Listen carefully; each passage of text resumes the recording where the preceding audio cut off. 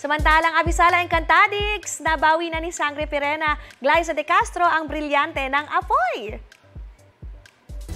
Esto que varia manta, ibig ko ng luta!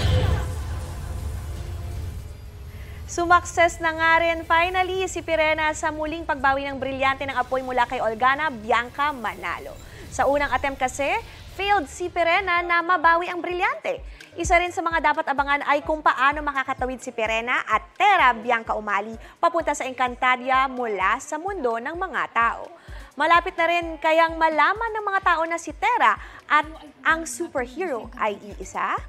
At ano nga ba ang magiging major conflict sa friendship ni Tera at Akiro Vince Maristella? Lahat ng yan abangan sa Encantadia Chronicle Sangre sa GMA Prime pagkatapos ng 24 oras.